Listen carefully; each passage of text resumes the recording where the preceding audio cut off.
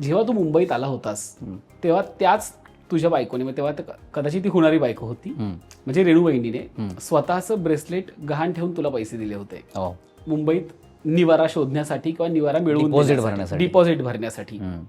आज दोघेही हक्काच्या घरात, कष्टाच्या घरात, कष्टाने कमवलेल्या घरात राहताय. तुम्ही दोघे ह्या सगळ्याकडे कसं बघता, ह्या स्ट्रगलकडे, ह्या अचिव्हमेंटकडे? कारण की एक चाळीत डिपॉझिट भरण्यासाठी तिनं स्वतःचं ब्रेसलेट गहाण ठेवलं होतं. तिथपासून ते आज दोघेही छान नांदताय, आम्हालाही खूप बरं वाटतंय. कसं बघतोस या सगळ्याकडे, नात्याकडे मेनली?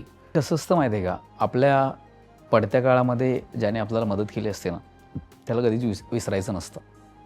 आणि त्यावेळेस ती माझी बायको नव्हती, माहिती नव्हतं आमचं नातं पुढे जाणार आहे नाही जाणार आहे. आणि माझ्या वडिलांचा विशेष विरोध होता मला मुंबईत येण्यासाठी. आणि आम्ही दोघं कॉलेजचं संपता प्रेमात पडलो होतो. आणि आम्ही असंच भेटलो इव्हेंटमध्ये, एका स्कूलमध्ये भेटलो.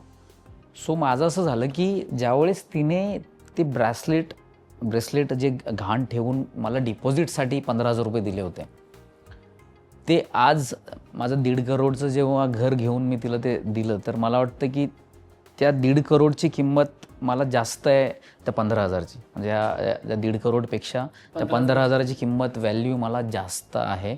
कारण त्या काळात मी काहीच नव्हतो, मला माहिती नव्हतं माझं मुंबईमध्ये काय होणार आहे, मी मुंबईमध्ये राहणार आहे नाही राहणार आहे. तिला हेही माहिती नव्हतं हा पोरगा आपल्यासोबत लग्न करणार आहे नाही करणार आहे, का असाच आपल्याला धोका देऊन निघून जाणार आहे.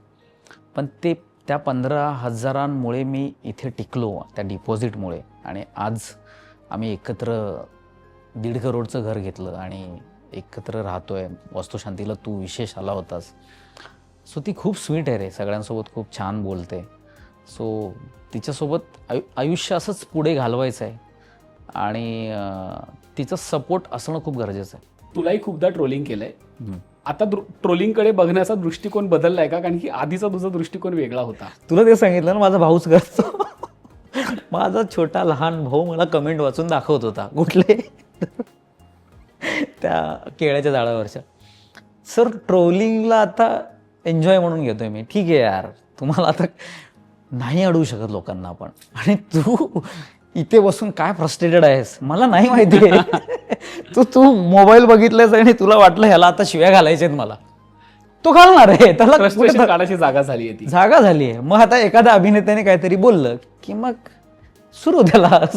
आणि अरे यार, सगळ्यात जास्त ट्रोलिंग मराठी अभिनेत्याचं फेसबुकवर होतं. इन्स्टावर कमी होतं, फेसबुकवर भयानक आहे ते. पण ठीक आहे, आता माझ्या घरचेच एन्जॉय करतात म्हटलं की आता. मला एक तुझ्या बाबतीत वाईट वाटणारी गोष्ट आज सांगतो. एकतर आम्ही तुझ्या बायकोला, म्हणजे रेणू बहिणीला आम्ही सगळे पर्सनली ओळखतो. ती खूप गुणी आहे, खूप कुटुंबवत्सल आहे, खूप कामसू आहे. म्हणजे तिच्यासारखी तीच असावी आणि तिचा खूप सपोर्ट आहे तुला. ती वहिनी म्हणून किती गोड आहे आम्हाला सगळ्यांना माहितीच आहे. फक्त तिच्या अमराठी असण्यावरून जेव्हा तुला बोललं जातं, जेव्हा तुला ट्रोल केलं जातं, तेव्हा कुठेतरी तुला असं वाटतं का की ती व्यक्ती तुम्हाला माहीत नाहीये, तर तुम्ही ती व्यक्ती कशी हे जाणून घ्या आणि मग टीका करा, असं तुला वाटतं का पर्सनली रेणू बहिणीसाठी? ऑफकोर्स. मला आता मी हिंदू धर्माचे सण साजरे केले होते. तर मी हिंदू आहे आणि ती पण हिंदू आहे.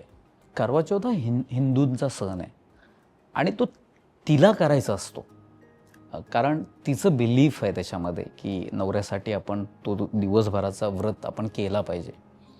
आणि त्या व्रतवरनं जर मला ट्रोल करणार असतील किंवा एखादी मी घराची ज्यावेळी माझी वास्तुशांती केली आपल्याच व्हिडिओवर तर त्यावर तू मराठी आहेस आणि बायको मराठी आहे, हे जे हिंदी भजन का लावलं, हिंदी भजन का लावलं भैये वगैरे, सो हे ह्याचा मला प्रचंड तिरस्कार आणि राग येतो. सो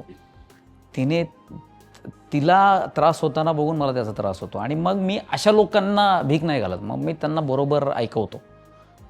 मग मी नाही मागे ओढून बघत.